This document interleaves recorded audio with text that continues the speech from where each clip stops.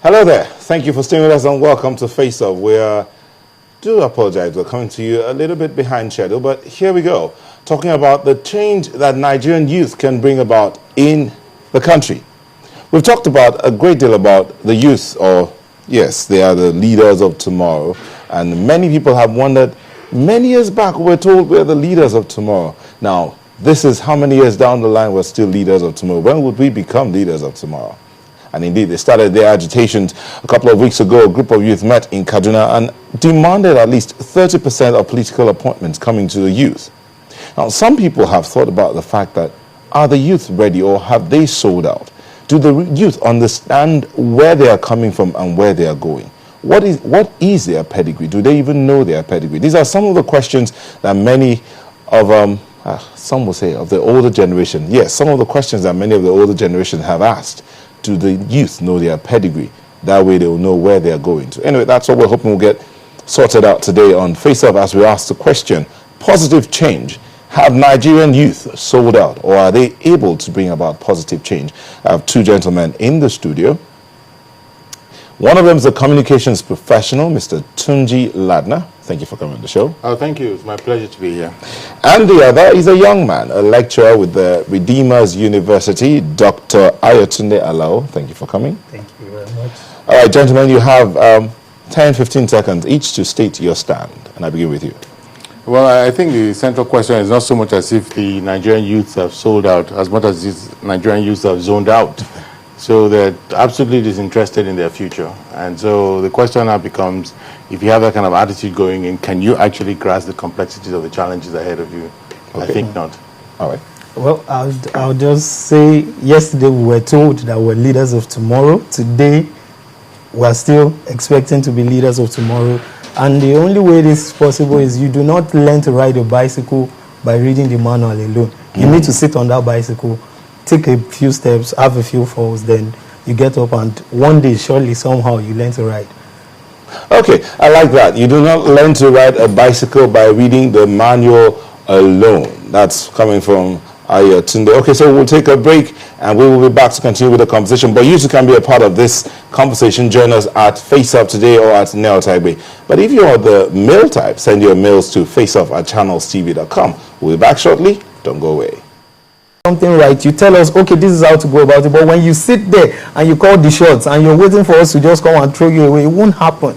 And that is why I was asking that we are not the ones that zoned ourselves. Somehow the system itself has zoned the youth. There's a limit to what you can do. And sometimes I want to look at it from the cultural perspective of Nigeria.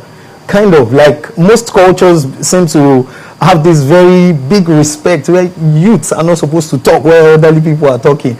And then that somehow limits the power we have, or the much we can do when it comes to talking about societal ills, societal issues. I gave an example earlier. I said you do not learn how to ride a bicycle by just reading the manual. Somehow, someone needs to put you on that bicycle. You need to take a few drags. Which is what has been. The youth have continued to depend on the older generation all this Well, yeah, you know, my own quarrel with that is this constant infantilization of young Nigerians. I mean, who's a youth? First of all, the whole idea of being a youth is a transitional identity. You're not a youth for the rest of your life. As unlikely as it seems, I was once a youth myself. That was many moons ago. So let's be very clear about this, right? Understand the nature of the demographics that you're dealing with, right? The mean age, the average age of Nigerians is about 17, right? And maybe perhaps as many as, 75% of Nigerians under the age of 30, they eminently qualify to be youth, right? So, demographically speaking, it means, well, maybe 120 million people fall into that catchment area. So the question is, do you have the wherewithal to understand the complexities of managing 120 million people? So the very first equation that comes into mind in terms of the quantitative analysis is that you are much more in quantum than the so-called elders that you're genuflecting in front of. So you have the power. But the question, do you realize you have the power? The second part of it is qualitatively, and that's at the heart of this argument. Do you really have what it takes, right, to be able to, organize intra-generational sense of, we want this. And there are three things. Maybe you should respond to what he raised earlier about the researches that have been done that you, the older generation, have left out there on the shelves. You refuse to implement, and you won't even give them the opportunity to implement them. That's what I'm saying. I'm going back to this language of infantilization. Nobody's going to give you anything. So when you talk about the research, yeah, so you've made the research, so big deal. It's a much larger framing of the understanding of what you need to do. First of all, you all have to admit that this system is not working. Right? Okay, so you have to now start thinking about a redesign of the system. That is at the heart of the challenge that young people face. Understanding their problem systemically, not the narcissistic, navel-gazing, oh, the world is against me, they are not going to give me anything. Nobody's going to give you anything. Oh, by the way, the so-called elders that you think have your interest at heart, the pastor prologue suggests to you that they don't. And it's very clear to you. So on the basis of your own enlightened interest, you're doing two things. One, Stockholm Syndrome. You totally identify with your captors, the so-called elders, who are supposed to be acting in the best interest of the Commonwealth, which they don't, right? And you are sitting down expecting everything to be handed to you. It's not going to happen. It's just not going to happen. And so you guys have to wake up and just smell the coffee. It's just not going to happen. This sense of somehow the sense of entitlement, that, they're going to give you something. Oh, by the way, what are they actually giving you? They're giving you the wreckage of a country that they themselves have destroyed. So where's the blueprint? Where's the learning experience from that for you? Okay. What you should be worried about is, how do I create a new system? I'm going to go back to that. Okay. I want to look at it from another perspective. It's not like the youths are not doing what they should be doing.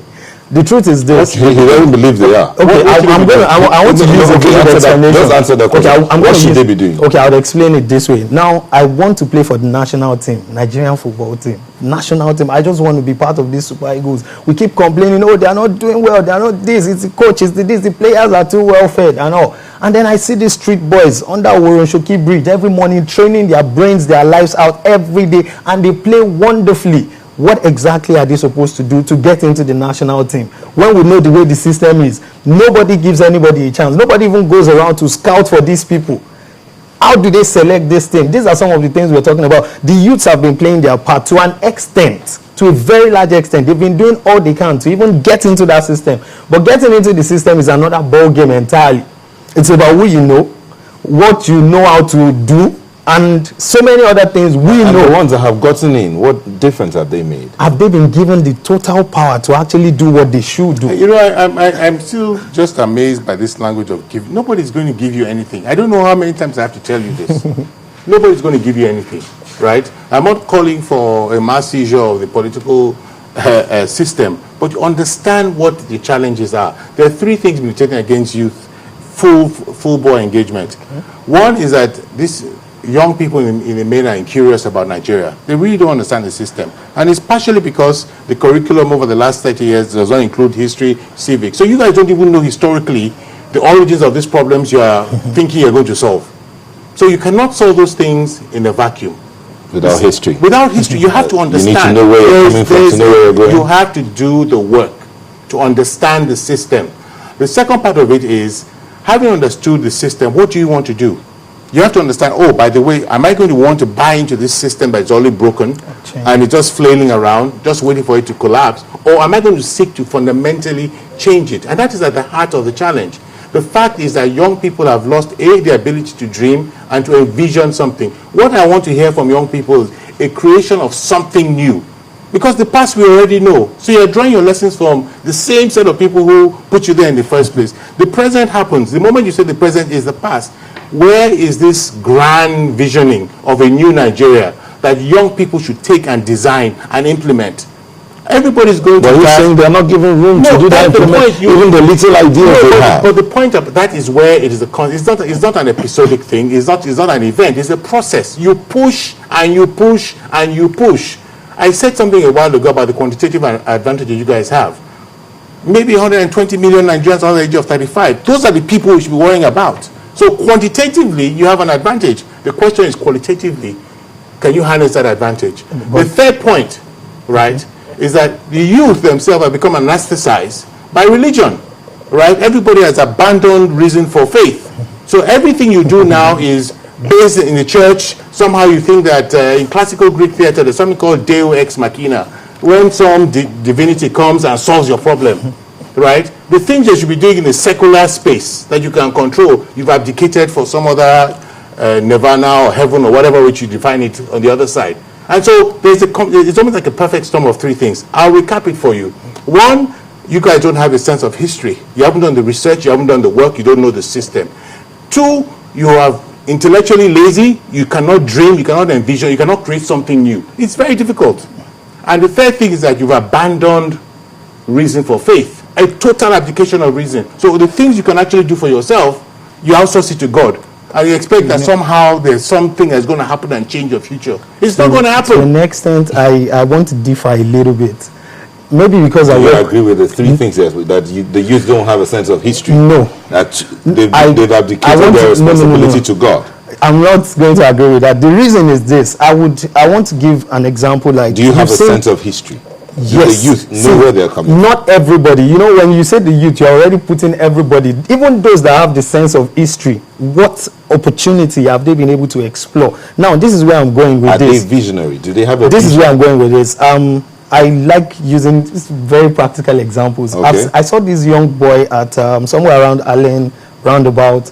There was a time he was creating helicopters and moving them around with remote control. He was there for a very long time. He did paintings, he did all sorts of things, and he made himself so visible to everybody. But after a while, I heard that this young man, nobody patronized him. A white man came one day, saw this thing, took this boy away from that place. Whatever he has become out there now, nobody cares, nobody knows. And I can tell you that such a person would not come back to a system that would not, even if he had the technical know-how, a system that has seen him for so long and will not even allow him. You know, the truth is, most of these people we call our leaders, the people that actually messed up the system, you will realize that's what he's saying. That's where I'm going, that the people that messed up this system, it's not like they stopped at a point and said, okay, we've left it to the youths, let them continue. We are still battling for power with these same people today. Okay, let's recap a bit here. What he's saying is, yes, those that have gone ahead of you have messed up the system, as you say, but you're coming in and you're still going in that mess. And you say, hold on. No. You want to step in, okay, but you don't have a picture of what you want to achieve. Absolutely. No? Okay, game plan. You don't have a game plan. So what are you coming there to do? You're thinking the same way the older generation. Absolutely. Can I just interject? Your story about this young man sitting now on Allen Avenue